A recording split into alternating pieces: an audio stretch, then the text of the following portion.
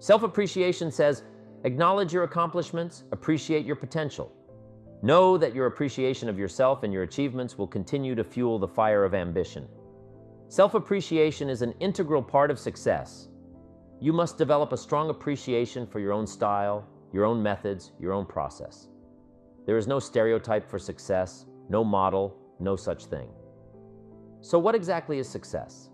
Success is the steady progress toward your personal goals designed by you, not by the latest #1 bestseller on the book list, not by some philosophy that's imposed on you.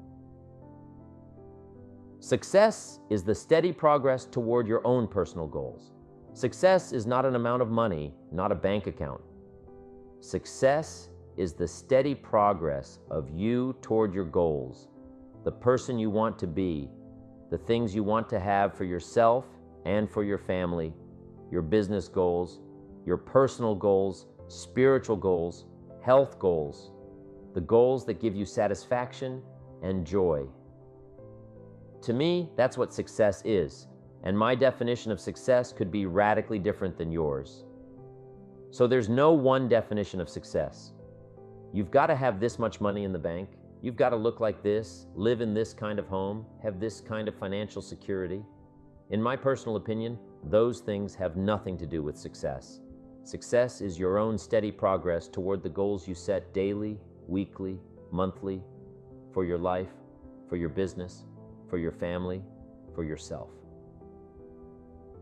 If a man tells me, hey, pretty soon I'm cashing it all in and I'm going to head for the mountains and live in a cabin and feed the squirrels and live off the land, and I'm telling you, if I get a report later that said, this man did that, cashed it all in, headed for the mountains, bought a cabin, is feeding the squirrels and living off the land.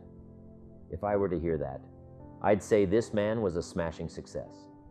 So success is not some stereotype. Resist all stereotypes. There is no one model, no one set way. There is only your way. It takes a combination of philosophies and ideologies, a combination of thoughts to mold and emerge with your own. We need the mental food that others provide, mental exercise, to open up our minds to different alternatives, to appreciate the other side of the debate so that we can strengthen our own and defend our own. We need to expose ourselves to a wide range of thoughts and philosophies and ideologies. You've got to listen to a variety of speakers, read a variety of books. No one speaker has all the answers for you. No one book has all the answers. We need a variety of influence to give us input, ideas, to manage our business, relationships, finances, to take advantage of our time. We need a variety of influences, a variety of books in our library, a variety of tapes in our video library, our audio library, a variety of voices. And here's what else we need, a variety of points of view. Points of view can be so valuable. Somebody says, did you ever see it from over here? And you say, no. So you step over there where they are, and you take a look back over here from their point of view, and you say, my gosh, I never thought from this perspective. It's so different. No wonder you think the way you do. Take advantage of all that's available in terms of mental food and mental exercise. Be eager to learn. Always be eager to learn. No matter how far along you are in the journey, no matter where you are in your success, keep that eagerness to learn. Gather up as much knowledge as you can. And then what? Debate it. Put it all on the table and look at it. Dissect it. Turn it around and stare at it. Ask questions. Make statements. Don't take it for granted that one person has all the answers you're looking for.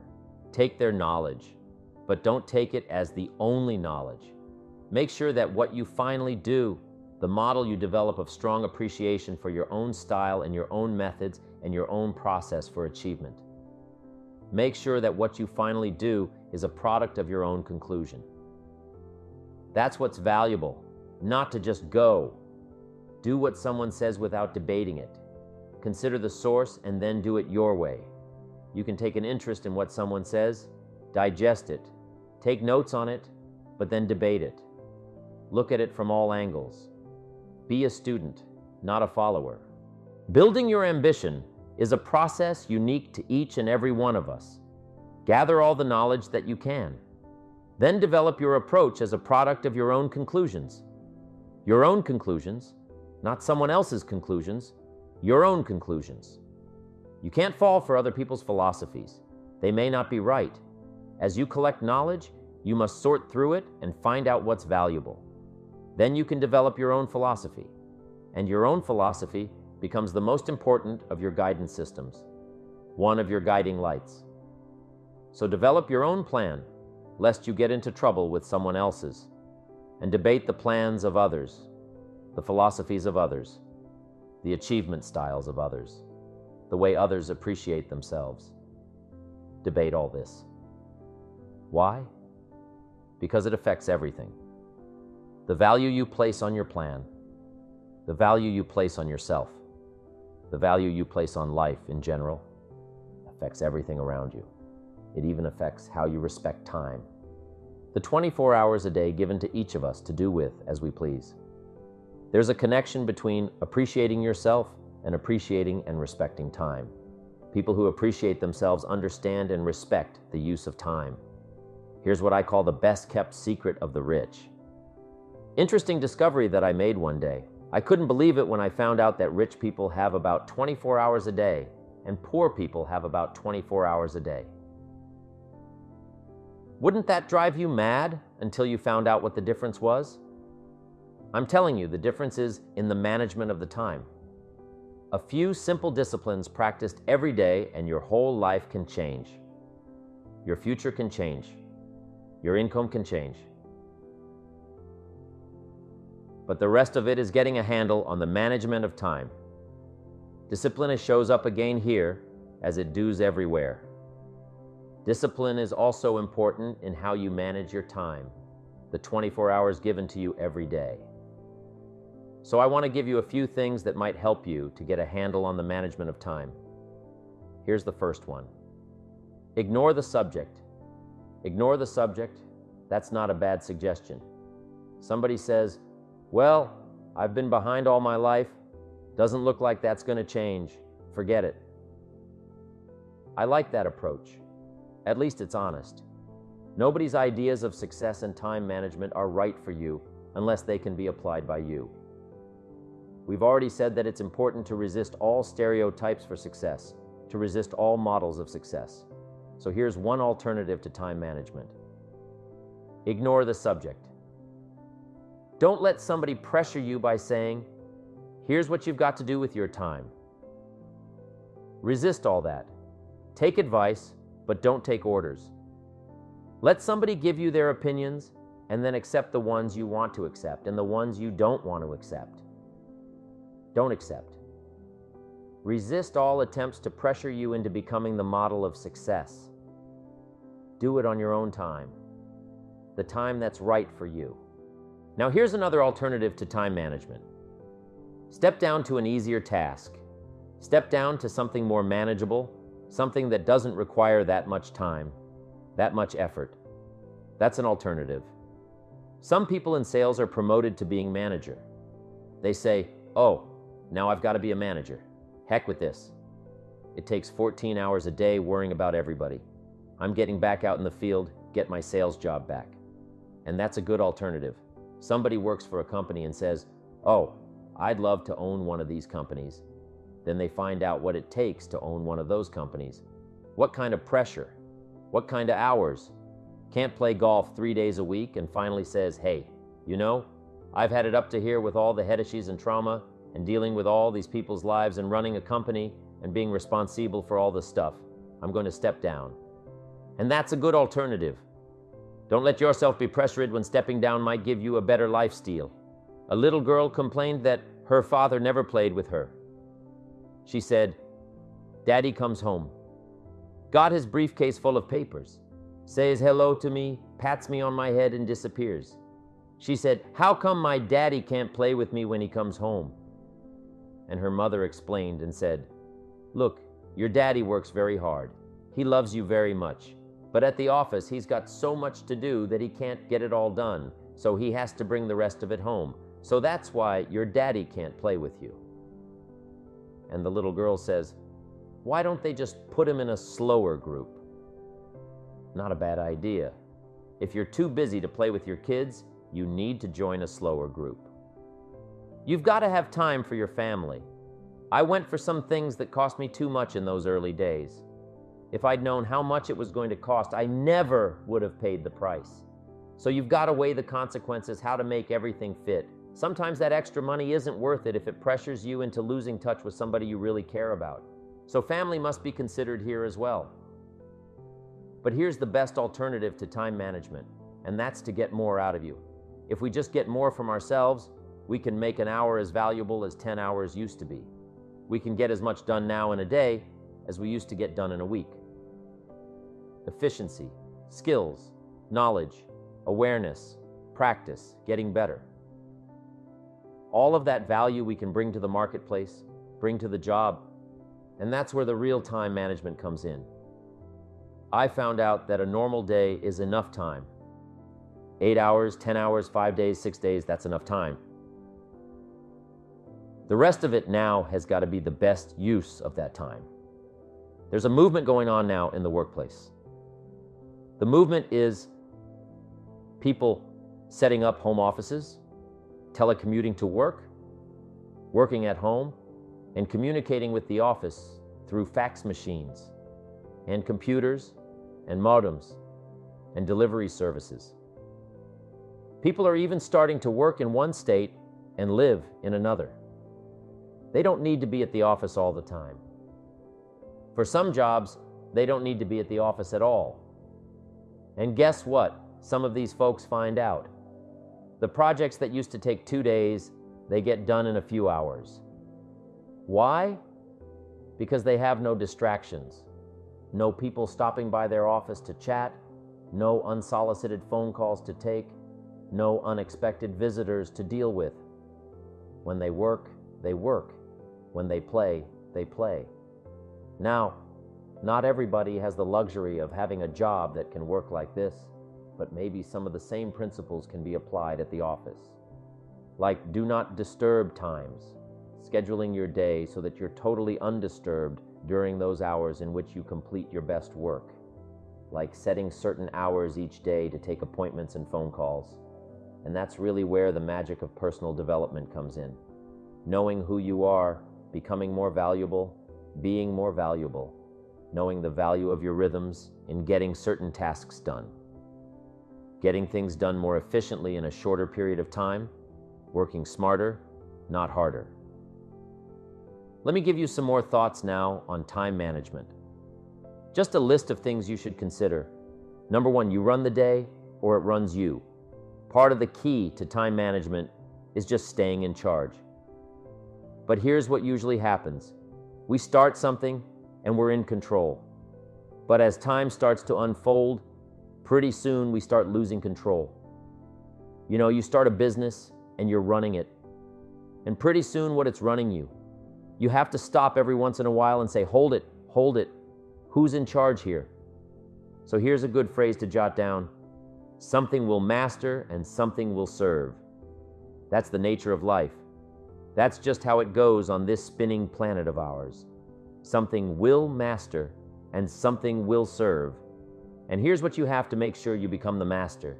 You run the day, you run the business, you run the enterprise, you run the job, you stay in charge. Now here's how you can stay in charge.